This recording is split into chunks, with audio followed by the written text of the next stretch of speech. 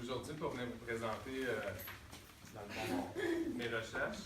Alors, les gens me demandent toujours que la personne va lever avec les cheveux blancs, je vais dire, non, j'ai quand même 43, mais bon, quand même.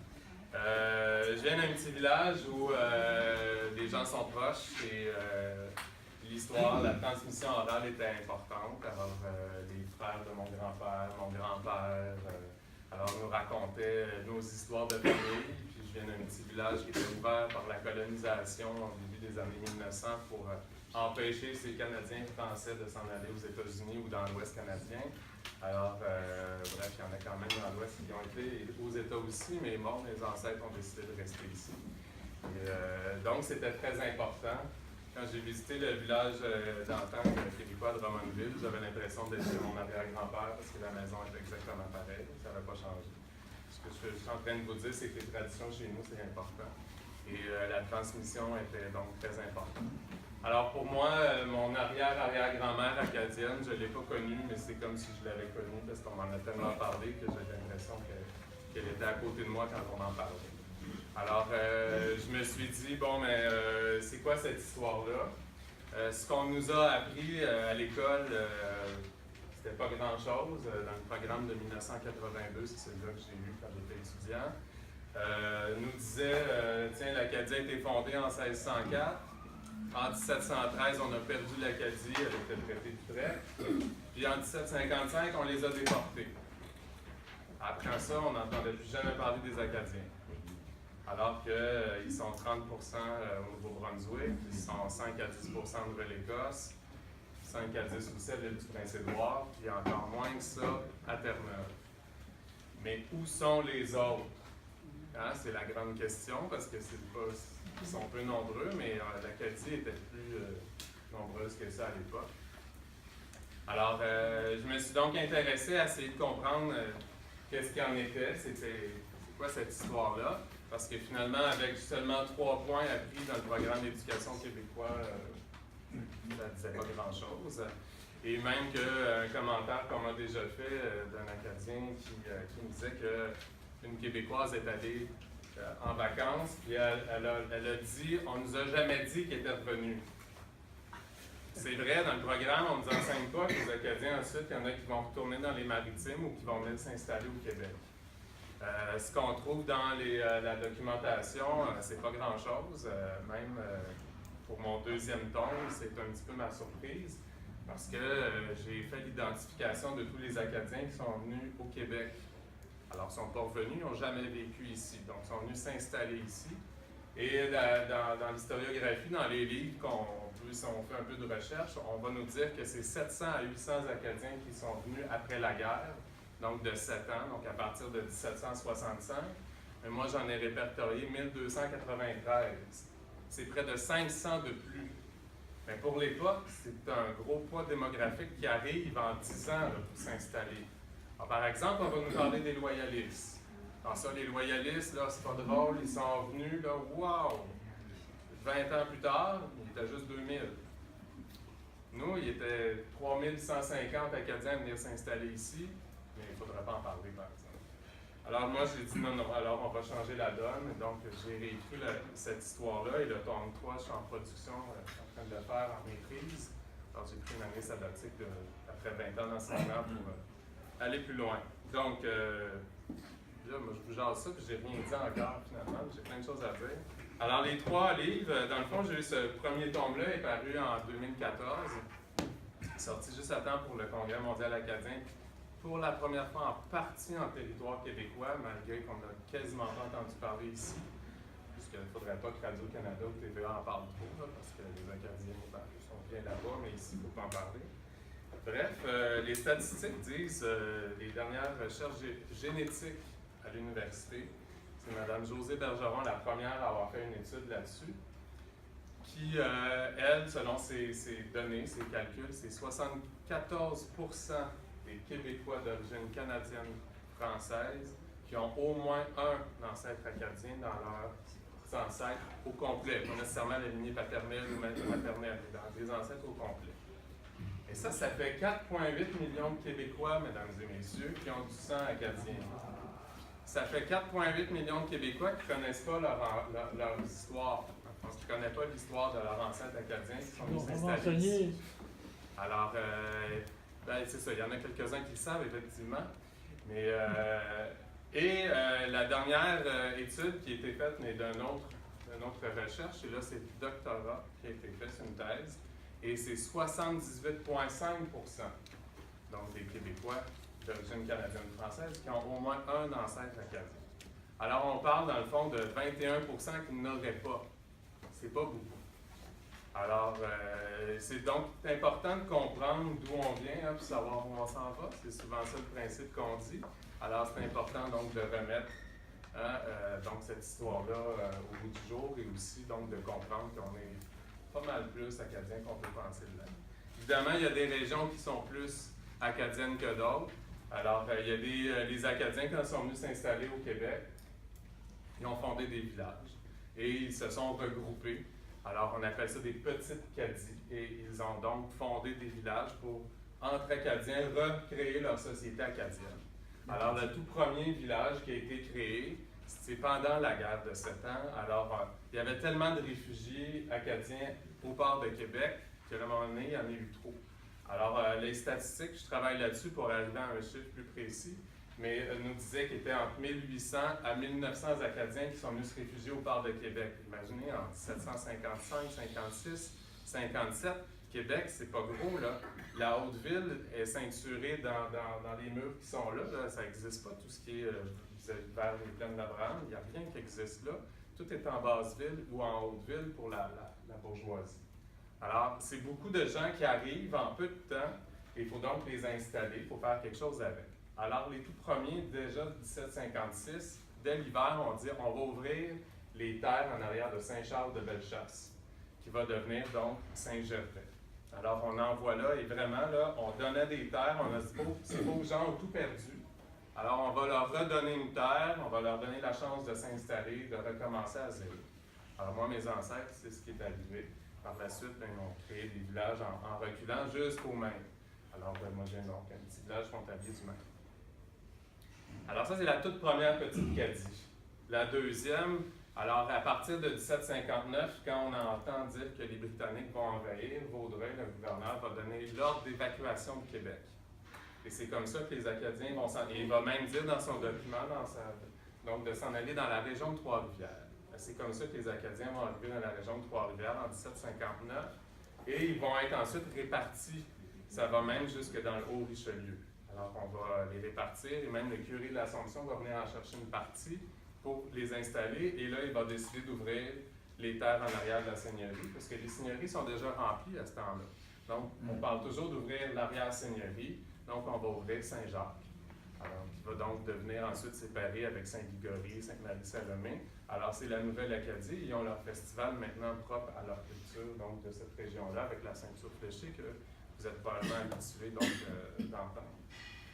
Alors, ça, c'est donc, on a Saint-Grégoire qui sera en 59, l'Assomption, donc, qui va créer ensuite donc Saint-Jacques. Par la suite, quand la guerre va être sur le bord de la fin, c'est à Bonaventure que les Acadiens vont se réfugier, qui est à Restigouche. Restigouche, c'est le dernier bastion français après la capitulation de Montréal. Ils ne savent pas, eux autres, que c'est fini. Alors, ils se battent encore. Alors, donc, les Acadiens, il y en a qui vont fuir, ils vont se cacher dans la baie des Chaleurs. Et Bonaventure, si vous y avez été, alors il y a une belle enclave qui fait en sorte qu'ils étaient cachés, donc ils n'ont jamais été vus par les Britanniques. Et ils ont donc fondé Bonaventure. Par la suite, Carleton, 2 ans plus tard. Et ensuite, ben, on a la dernière petite Cadie fondée dans cette époque-là. Alors, c'est l'Acadie à Saint-Jean-sur-Richelieu, qui est maintenant fusionnée. Alors, ces Acadiens-là sont arrivés à la prairie, puis de là, on les a installés en arrière de la seigneurie, qui est devenue l'Acadie. Contrairement à ce qu'on nous a raconté, ne cherchez pas les petites croix sur le long de la rivière Hudson ou Richelieu, là, il n'y en aura pas. Alors, malheureusement, c'est ce qu'on nous a raconté, qu'ils ont marché des 900 km pour s'en venir des États-Unis. Ben, non. Alors, j'ai trouvé des preuves dans ça, que je présente dans le livre. Alors, je vais vous les présenter rapidement. Donc, le premier tome est en 3 parties. Ben, les deux sont construits en 3 parties. Alors, dans le premier tome, donc, je réécris cette histoire-là, donc de la fondation de l'Acadie jusqu'au prélude où ça commence à mal aller, donc 1749. La deuxième partie, c'est de revoir les déportations. C'est exprès que ce soit au pluriel, puisqu'il y en a plus qu'une. C'est déjà bien qu'on ait retenu qu'il y en a eu une en 1755 à Grand Prix. C'est déjà un pas. Avant ça, c'était nébuleux même. Hein? C'est quoi ça? Il y a même des penchants négationnistes, comme il y a pour les Juifs, de dire qu'il n'y en a pas eu de Shoah. Alors, il y en a aussi qui ont ce penchant négationniste de dire qu'il n'y a pas eu d'épuration ethnique en Acadie, alors qu'il y en a bel et bien eu une. Moi, j'ai revu les textes de Winslow, d'un militaire aussi qui s'appelle Jeremiah Bancroft. Lui, il ne censure pas. Lui, c'est son journal personnel. Donc, quand il dit que tel soldat a été fouetté parce qu'il est allé voler dans une maison d'Acadiens, ben, c'est clair que c'est ce qui s'est passé. Puis des fois, on a même le nom. Les femmes, pour savoir comment, pour vous en parler rapidement, quand on a, les bateaux sont arrivés, il a manqué de bateaux pour déporter les gens. On a donc décidé de mettre les hommes et les garçons de 12 ans et plus dans les bateaux, qui leur a donc servi de prison en attendant que les autres bateaux arrivent. Ce qu'il faut savoir, c'est que les femmes avaient la responsabilité, quand la marée était haute, sous escorte armée quand même, d'aller nourrir les hommes dans les bateaux. Donc, ils préparaient vraiment la nourriture pour les hommes et amenaient la nourriture. Ce qu'on nous a jamais dit avant, et pourtant c'est écrit noir sur blanc, il y a des femmes aussi qui ont été violentées pour ça, puis qui ont été violées. Ça, on ne nous a jamais dit ça parce que, il faut faire attention à nos bons concitoyens anglophones, parce qu'il ne faudrait pas leur être méchants contre eux, il faut aimer notre Canada quand même. Bref, on ne nous a pas dit ces choses-là, et pourtant c'est écrit noir sur blanc. L'expression de l'époque, c'est prendre de force. On ne disait pas viol, ça n'existait pas comme mot. Mais on sait, là, dans les textes, c'est clair qu'il y a même une femme qui est ramassée, violentée sur la grève, et il ne la nomme pas dans les documents. Et pourtant, elle a été victime. Là. Donc, elle a été violée et en plus violentée. Elle a dû donc se débattre pour ne pas se faire violer, pauvre femme. Alors, ça, c'est le genre de trucs que vous allez découvrir dans mon livre, qu'on ne nous raconte pas d'habitude. Les gens de Nouveau-Brunswick m'ont dit pourquoi on nous a jamais enseigné ça avant, mais j'ai dit moi, j'ai pas le ministère qui est sur mon dos. Moi, je suis au Québec, puis je peux écrire ce que je veux. Donc, il n'y a pas personne qui va me dire que je ne peux pas écrire que c'était une épuration ethnique alors que c'en était une. Je n'ai pas à faire attention aux 70% d'anglophones dans la province qui se plaignent qu'ils sont maltraités à cause du bilinguisme. Pauvres eux autres, ils font bien pitié. Ils sont très martyrisés. Sorry, I don't speak French. Je comprends ça. You don't have to speak white. No, you don't have to be sorry, learn it. Ouais, c'est ça, mais moi j'ai un de mes amis justement qui a grandi en se faisant dire speak white. Alors, j'ai dit, hey boy, j'ai dit, moi là, ça passerait pas, là. Non. Bref. Alors, ça, c'est la deuxième partie, et je revois les déportations. Il y a eu la grande déportation connue, donc en 1755, où on a vidé la baie française, qui est la baie de Fundy. Alors, même la région de Memramcook et la Grand Prix et Port-Royal, puis Ziquit aussi, qui est Windsor et Falmouth aujourd'hui. En 1756, on va prendre la côte est. Alors, on va aller visiter dans le bas, là, qui est entre tout ce qui est la partie qui est aujourd'hui la baie Sainte-Marie jusqu'à Halifax. On va vider cette région-là. Ensuite, en 1758, quand on va gagner la guerre contre Louisbourg, on attaque Louisbourg, puis on veut qu'il tombe, Louisbourg. Alors, on va donc vider les deux îles qui sont sous un autre gouvernement. Et là, les gens, souvent, ont mélangé les histoires. On dit que les Français de Louisbourg étaient des Acadiens. Non. Il y avait des Acadiens de réfugiés à Louisbourg, mais c'était une colonie séparée. Alors, on va aussi déporter la population française et acadienne qui était à l'île Royale, qui est le Cap-Breton aujourd'hui. L'île Saint-Jean, c'est parce qu'on l'a colonisée avec des Acadiens réfugiés. Donc, en 1750, on a commencé à fuir parce qu'on avait peur donc, de ce qui s'en venait. Donc, c'était déjà dans l'idée qu'on était pour déporter les gens. Alors, donc la majorité des habitants de l'île du Prince-Édouard aujourd'hui, donc on appelle l'île Saint-Jean. C'était des Acadiens, à l'exception des officiers français qui y étaient. Alors, à Port-la-Joie, qui est aujourd'hui Charlottetown. Donc, on vide ces deux îles-là en 58. En 59, on va faire une autre rafle. On va ramasser les Français qui étaient donc en Gaspésie, qui étaient là pour les pêcheries, et quelques Acadiens qui avaient réussi à se réfugier dans ce coin-là.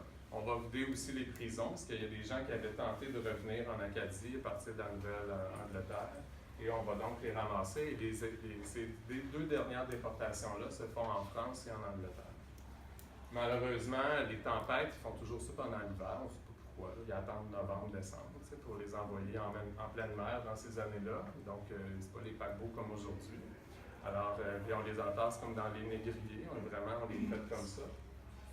Alors, il y a 3 bateaux qui vont faire naufrage, puis il y a près de 1000 Acadiens qui vont décéder comme ça en temps de le dire. Alors que, dans le fond, c'est ça. Ils ont décidé de partir pendant l'hiver. Ils ont choisi, je pense, de faire ça comme ça. Bref, donc c'est ce que je raconte. J'ai même trouvé le témoignage d'un de ces capitaines-là dans la Gazette de Londres en décembre 1758 qui raconte son récit qui est vraiment... c'est quelque chose. Il nous dit même que ça a pris une demi-heure avant qu'il n'entende plus les gens pleurer ou crier qui est en train de mourir. Alors c'était assez spécial, mais bref, ça non plus, il ne fallait pas le raconter. Mais moi, j'ai osé le raconter.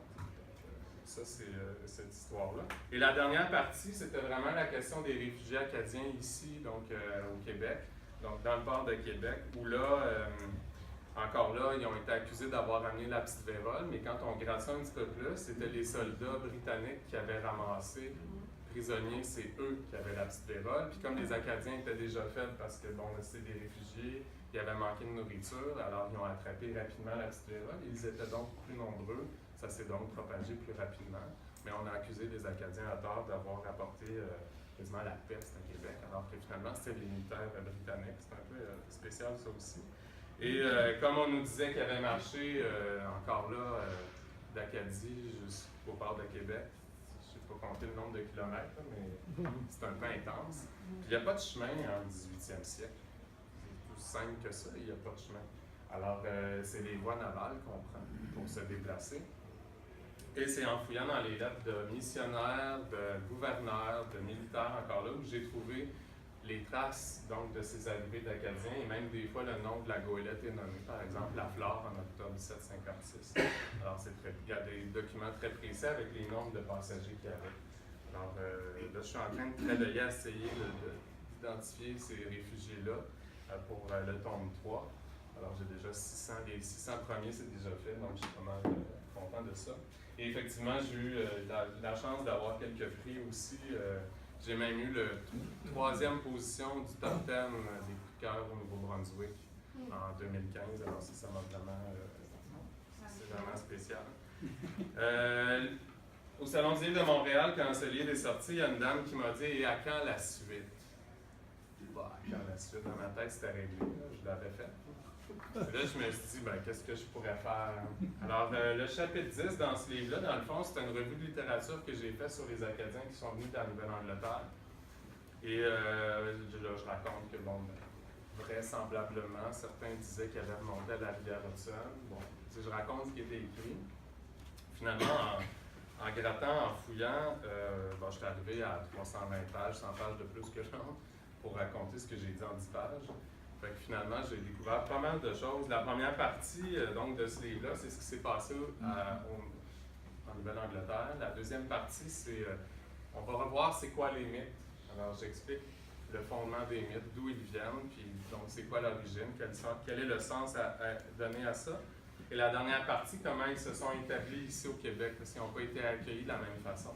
Alors que les réfugiés, l'évêque en février, le 15 février 1756, avait écrit une lettre qu'il avait envoyée dans toutes les paroisses, et donc le curé a dû lire en chair. Et donc tous les Canadiens français ont appris à l'époque ce qui s'était passé quelques mois auparavant en Acadie, et c'est comme ça qu'ils ont eu peur des Acadiens. Alors parce que même l'évêque dit « Méfiez-vous, c'est ce qui s'en vient chez nous ». Alors donc la lettre, elle est aussi publiée dans le livre. Mais dans le fond, c'était important de comprendre le système de l'époque. Hein. Dans le fond, l'autorité religieuse le dit, donc il faut se méfier. Alors, c'était très important. Et donc ça, c'est important de le comprendre ça aussi pour comprendre comment ils ont été accueillis. Et ensuite, je termine donc dans ce livre-là en expliquant comment ils ont été accueillis plutôt en pauvres autres. Alors, ça fait 10 ans qu'ils sont emprisonnés en Nouvelle-Angleterre. Il faut comprendre qu'ils n'étaient pas en prison avec des barreaux, mais ils étaient pris dans des maisons avec des limites à ne pas dépasser, même qu'il y a des lois à Massachusetts que s'ils dépassaient un pied, ils se faisaient fouetter publiquement. Alors, quand les gens disent « Ah oui, ils ont fui, puis ils ont monté à la rivière, puis ça a bien été », ben, je pense pas qu'après avoir tout perdu, leur maison, bien meubles, les animaux de la ferme et tout, tout leur butin finalement, qui a osé sortir d'un pied pour se faire fouetter publiquement. Je ne pense pas qu'ils se sont rendus à ce point-là. Déjà qu'il y avait beaucoup de mortalité à cause de la petite vérole, donc la variole de l'époque. Parce que dans les bateaux, il y avait manque de salubrité certain. Et donc, il y a ça. Et l'autre chose importante aussi, c'est que les enfants ont été enlevés. Donc, dans la première année, là, déjà dans les installations, dans pratiquement toutes les colonies, on a enlevé les enfants. On les a placés pour qu'ils deviennent soit des serviteurs chez les nobles, les bourgeois, ou pour qu'ils deviennent apprentis, donc pour qu'ils apprennent un métier. Il y avait aussi une autre raison très importante. L'enfant qui a 8 ans, qui est obligé de suivre son nouveau maître, bien, le nouveau maître parle juste anglais. Il n'a pas le choix d'apprendre l'anglais. Le nouveau maître l'amène où? À l'église protestante. C'est sûr qu'au bout d'1 an, 2 ans, 3 ans, c'est clair que ça devient un petit anglo-protestant. Il est coupé de sa famille qui lui transmet donc la langue maternelle et sa religion. Alors, c'était le but. Je fais une petite récapitulation. En 1749, William Shirley dit, c'est le gouverneur du Massachusetts, un des organisateurs de la déportation, lui va dire, bon, on va envoyer 2000 Britanniques dans la région de Memramcook. Au bout de 2-3 générations, c'est réglé, on n'a plus de problème avec nos Acadiens, ils vont tout être anglo-protestants. Quand j'ai repensé à ça, quand j'ai vu ce texte-là, j'ai pensé à ma famille qui vit en Ontario dans un contexte anglo-saxon. Alors, mon oncle, mes oncles, mes tantes qui ont déménagé à Welland, Ontario, tout près de Niagara Falls, mon parrain ne parle toujours pas anglais, même si ça fait 60 ans qu'ils sont là. Mes cousins, ben, ils ont marié, ceux qui avaient le goût de marier, hein? Ben, c'est drôle, hein, ils ne parlaient pas français. Les enfants, eux, mes cousins, sont allés à l'école française. Pas en immersion, là, à l'école française. Sacré-Cœur à Welland. Aujourd'hui, il n'y a pas assez de francophones dans cette région-là, donc les enfants vont à l'école en anglais, en immersion française. Alors, j'ai demandé à ma petite cousine qui a 13 ans, alors, quelle langue vous parlez? Juste par plaisir. De toute façon, ça s'entendait. C'est l'anglais qu'elle parle. En français, ils n'ont pas le choix dans le cours, mais à la récréation, le midi, ils parlent juste en anglais. Je vous dis ça parce que ça m'a fait penser à ce que Shirley a dit. Il avait raison. Au bout de 3 générations, c'est réglé. Alors, elle parle le français, là, c'est pas facile parce que je cherche un mot. Les parents sont censés parler français, mais ils ne parlent plus français. Ils se parlent en anglais entre eux. Alors, Shirley, j'ai dit en Alberta la semaine passée, que j'ai dit cet été à Memramcook, s'il vous plaît, ne laissez pas William Shirley gagner. On a survécu comme francophone. Ben, il ne faudrait pas lâcher prise après 260 ans. Il faudrait continuer à se battre. Hein? Être fier de nos racines puis dire qui on est. Alors, c'est très spécial de dire ça en contexte minoritaire, mais quand même, j'ai osé le dire. Alors, et aussi, donc, moi je parle beaucoup, j'ai aucune idée si je dépasse le temps. C'est correct? D'accord, parce que moi je peux vous entretenir ça pendant longtemps, puis vous voyez que j'ai pas de texte. Hein? Donc, deuxième partie pour moi. Ah, mais non, mais il y a des trucs importants à vous dire dans la première partie. On nous a enseigné que ces pauvres Américains ne savaient pas que les Acadiens se faisaient déporter chez eux. Pauvres autres, ils ne savaient pas. Des petites nouvelles pour ceux qui ont écrit ça. J'ai trouvé 3 preuves que les Américains le savaient. 2 dans les journaux. De l'été avant, donc au mois d'août 1755, on envoie une missive pour dire qu'on a et ils disent le noble projet de déporter les Acadiens de la Nouvelle-Écosse. Et qu'on va les répartir entre le Massachusetts et la Georgie. C'est exactement ce qui s'est passé. Et on va même dire à la suite dans ce texte-là qu'on va réquisitionner tous les bateaux aptes à faire cet ouvrage-là. Donc, si tu es marchand et tu es pris dans ce coin-là, ben, tu vas te faire confisquer ton bateau parce qu'il faut sortir les habitants français de la place. Ça, c'est un article. Un deuxième, code de loi. Connecticut au mois d'octobre. Ils préparent leur arrivée. Ils déterminent dans quelle ville ils vont envoyer les Acadiens parce qu'il faut les répartir en petits groupes. Il ne faut pas les garder ensemble. Parce qu'ensemble, ils pourraient fomenter la révolte. Mais en petits groupes, ben, ils ne pourront pas. Puis ensuite, on va enlever les enfants, fait que ça va être correct. Ça va être encore plus mal pris. Et ils vont arriver au mois de novembre. Alors, s'ils ne savaient pas, je leur posais la question pourquoi ils auraient créé une loi un mois avant leur arrivée. Alors, c'est nous prendre pour des belles valises, puis hop, j'ai pas de poignée dans le dos. Donc, ça, c'est deux preuves très, très importantes. L'autre chose, on nous a raconté une belle histoire. Hein, les grands mythes, les grandes marches, puis ils faisaient pitié. Puis, vous savez, il faut se remettre dans le contexte de l'époque. Qui a écrit nos histoires au 18e et au 19e siècle? Ce sont donc des membres des communautés religieuses, des prêtres, des frères. Et qu'est-ce qu'ils lisent tous les matins? Ben, le bréviaire, puis ils vont à la messe aussi, fait qu'ils relisent encore la Bible. Et il y a des textes, hein, il faut connaître le domaine. Moi, j'ai fait mon certificat en théologie, je connais assez bien ça. Donc, il faut connaître que les textes reviennent aux 3 ans. Ils varient, puis ça c'est aux 3 ans. Donc, ils finissent par les connaître par cœur, les textes. Alors, quand on lit les vieux textes qui nous enseignent l'histoire acadienne sans document, donc ils ont créé une histoire à partir des Ouidibles et des quelques petites données qu'ils ont trouvées. Et finalement, on a suivi ce que Longfellow, un poète américain qui ne s'est jamais mis les pieds en Acadie, sait aucunement ce que c'est l'Acadie. Alors, c'est lui qui annonce que les Acadiens se font déporter en Louisiane. Ils n'ont jamais été déportés en Louisiane. La Louisiane est comme le Québec, une terre d'accueil.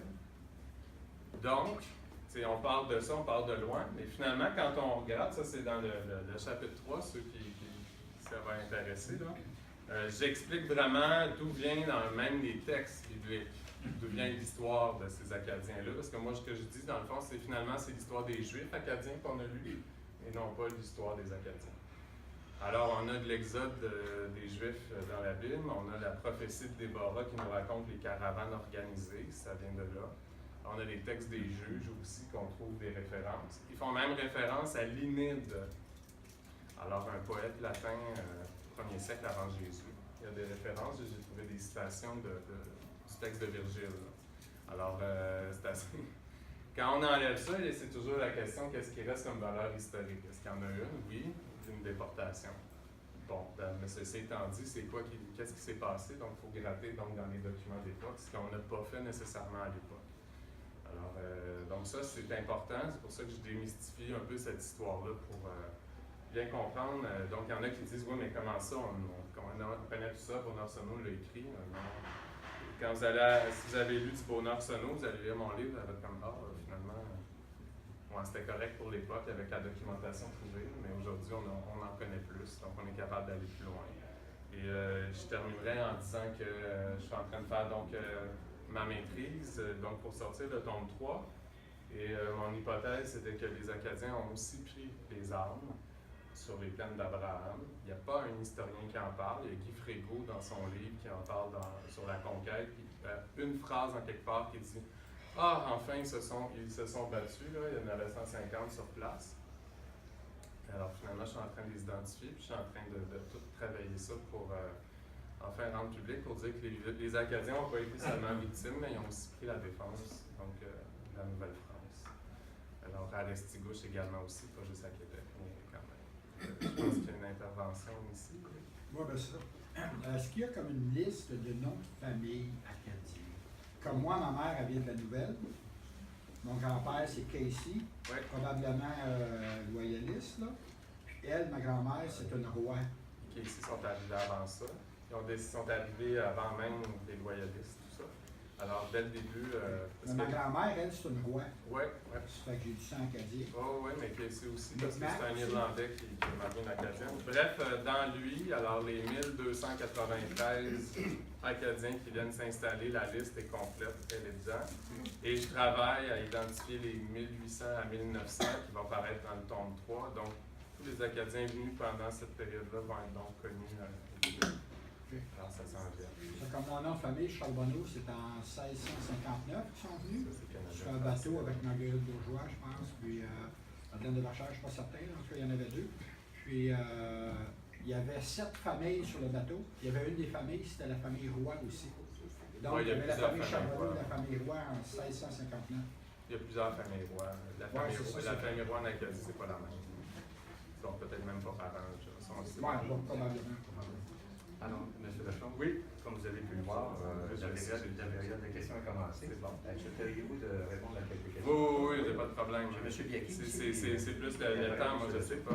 Moi, j'aimerais savoir d'où vient l'idée d'avoir une étoile sur le drapeau acadien. Alors, en 1881, il y a le premier congrès, dans le fond, national acadien.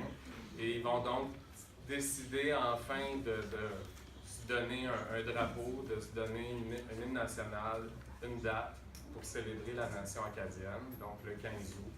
Alors, comme ils parlent français dans un contexte minoritaire, ils vont choisir le drapeau français et ils vont choisir l'étoile dans plusieurs optiques.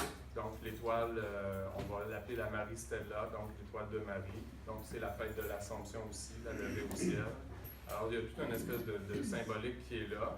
Et aussi, on parle contexte maritime, donc ce contexte-là, donc les étoiles de mer, tout ça. Mais aucun rapport avec les 52 étoiles du drapeau américain. Non, c'est vraiment en lien avec Marie, avec l'Ascension, tout ça, et le contexte maritime. Un instant, M. Charbonneau. Oui, beaucoup de peuples dans l'histoire ont eu à demander des pardons. Oui. Est-ce que les Acadiens ont utilisé ce... Alors, il y a eu plusieurs démarches, ce qui a donné en il ne faut pas que je me trompe dans mes dates, mais ce qui a donné il y a une dizaine d'années une proclamation royale où on reconnaît qu'il y a eu une déportation. On ne demande pas pardon, il n'y a pas d'excuse. On a donné le 28 juillet comme étant la date de commémoration de la déportation des Acadiens, mais je suis sûr que ça aujourd'hui, puis il n'y a pas grand monde que ça dit quelque chose parce qu'on n'en parle pas dans les médias, que c'est la journée de commémoration de ce qui s'est passé comme épuration ethnique aux Acadiens. On n'en parle pas. Alors, ça n'a pas donné grand-chose. Donc, les gens, quand je présente, par exemple, au Nouveau-Brunswick, ils me posent effectivement la question, est-ce qu'on devrait? Et je dis, oui, il faut continuer le combat. Parce qu'on va reconnaître le génocide arménien, on va reconnaître ce qui s'est passé dans d'autres endroits dans le monde, mais ce qui s'est passé ici, on n'en parle pas. On commence à peine à parler de ce qui s'est passé auprès des Autochtones. Pourtant, c'est absurde. Rapidement, pour l'étoile de Marie, c'est ça, moi, ce que j'ai lu comme information, c'est que l'étoile de Marie, c'est la paix, ça signifiait. L'étoile jaune, puis qu'en Europe, lorsqu'il y avait des nations qui voulaient devenir un pays, il y avait un drapeau avec l'étoile de Marie. Lorsqu'il devenait indépendant ou un pays confirmé, enlever l'étoile, c'était le drapeau qui représentait la nation. Ça, j'ai vu ça quelque part. Oui, M. Léon me disait ça aussi. C'est un pays à faire quand il y a une étoile. Donc, si l'Acadie devient indépendante, ben, c'est la France. Oui, là, c'est sûr. Je ne penserais pas qu'il perdrait. Bon succès pour votre suite à maîtrise. Je voulais savoir quelles seraient les possibilités qu'on ait en film avec tous vos recherches, parce que ce serait une belle façon de transmettre.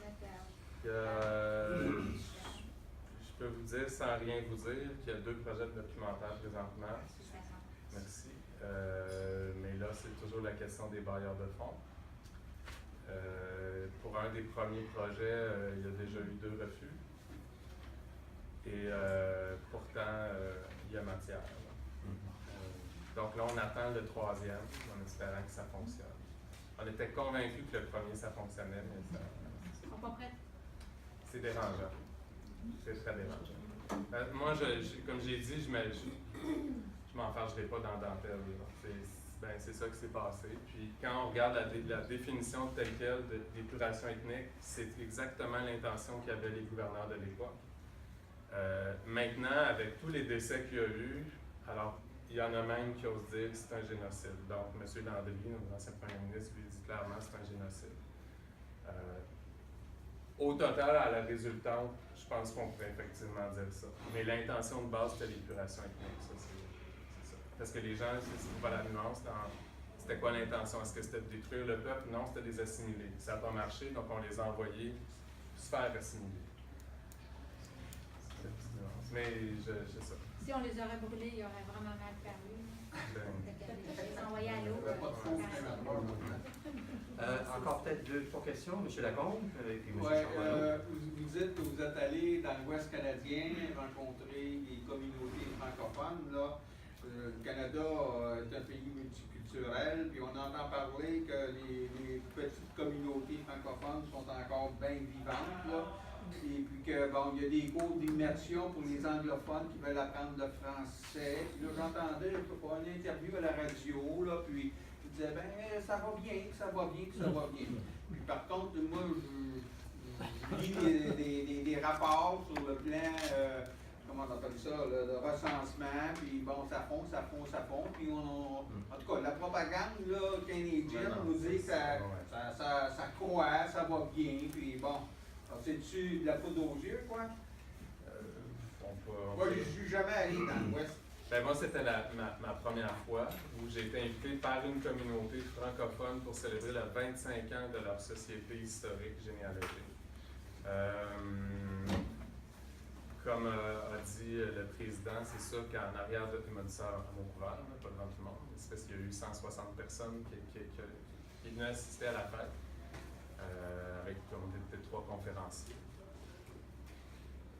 Le contexte, c'est sûr qu'on veut que ça paraisse bien.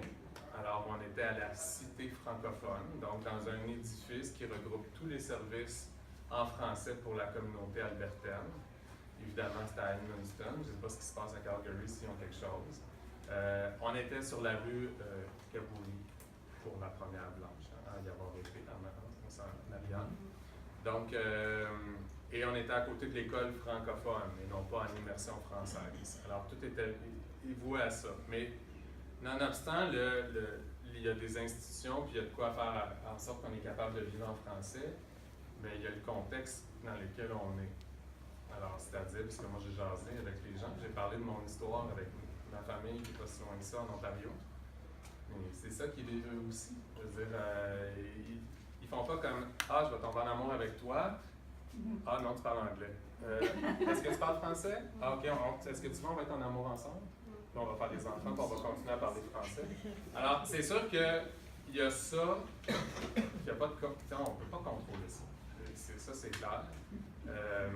Ce monsieur-là me disait « Je suis content, nos 2 enfants ont marié des anglos, mais ils sont pro-franco. Donc, nos petits-enfants parlent français. » Ben, pour combien de temps, je sais pas. C'est ça. Fait que, oui, on le sait que le taux d'assimilation est élevé. Ce que je sache, en Europe, il n'y a pas de ville qui s'appelle Hitler. Alors, moi, je me dis, tout dépendant où est la concentration francophone, tu as Bathurst d'Alousie, ceux qui ont exporté, c'est-à-dire qui ont déporté les Acadiens, peut-être de signer une pétition, quelque chose comme ça, pour changer le nom de ces villes-là, étant donné que c'est leur bourreau. Fait que si la population est assez dense dans un des villes, qu'il y a une pétition qui commence à circuler, là, ben, ça mettrait comme peut-être de la pression quelque part pour votre demande de pardon. C'est sûr que dans les ce serait de passer en mode attaque. Parce qu'ils ne sont pas majoritaires dans ces contextes-là. Ouais. Bathurst, Alousie, Moncton, ils ne sont pas majoritaires. Puis, déjà, moi j'étais là le 15 août. Là. Je suis allé passer quelques jours là pour être dedans. Puis, tous les commentaires qui avaient été écrits sur CBC, qu'on les déporte à nouveau, qui s'en aillent vivre au Québec, s'ils doivent vivre en français, toutes sortes de en anglais, là. Puis il y a une plainte, là, ça a été même des avocats qui ont fait une plainte pour dire à la CBC d'enlever les propos discriminatoires contre les Franco sur leur site. Là. Encore certaines. Oui, c'est cet été, ça. Puis je parle pas, c'est ça, c'est cet été, là. Ça continue. Et ils sont 30%. Alors, c'est ça qui est absurde. Ils sont pas. C'est la province officiellement bilingue. Et les Anglos se plaignent d'avoir des mauvais vêtements parce qu'il y a trop de place aux Français. Sont appuyés par le gouvernement canadien. pas d'erreur là-dessus, là. On ne peut pas passer au côté, là. Non, non, c'est sûr que c'est des entourloupes. Ouais. Moi, je voulais savoir une chose. Moi, on m'a déjà dit qu'il avait fait la déportation des Acadiens parce que les Acadiens, ils avaient les plus belles terres irriguées, que ça avait été, c'était des superbes belles terres, puis c'était profitable, puis c'était rentable, puis ils les ont volés, quoi. Oui, Ils les ont déportés. ça c'est reconnu. Puis aussi, les Acadiens qui étaient en prison, on en a gardé un certain nombre, il était 1500, pour pouvoir réparer les aboiteaux parce que les Britanniques ne savaient pas quoi faire. C'est vraiment ça. Alors, c'était l'assimilation, mais c'était aussi d'avoir les temps. Edmonton, là, est-ce que c'est qui applique la loi à Edmonton? Est-ce que c'est la GRC ou une police locale? Alors, je pense qu'ils ont une police locale. Je ne sais pas si c'est une police locale, je sais que c'est la GRC. Ouais. Je pense pas, je pense que c'est propre à nous d'avoir. RCMP. C'est la RCMP. Madame, est-ce que vous avez encore 2 minutes? Je pense pas que ça va. Et il disait qu'elle avait déporté les gens des Antilles et aller jusqu'en...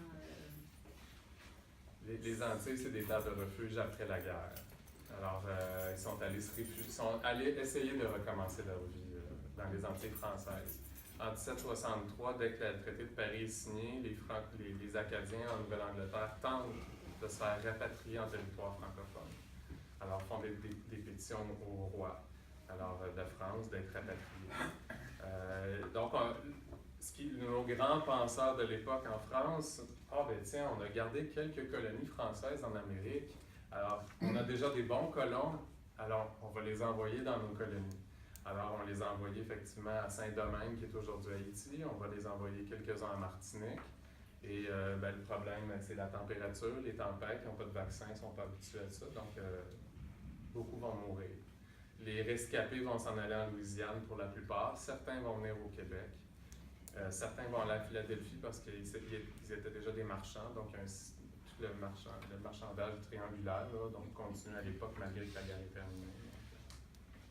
Mais effectivement, c'est vraiment des terres d'accueil, les Antilles. C'est pas de la déportation? Non. Ben, merci beaucoup, M. Vachon. Alors,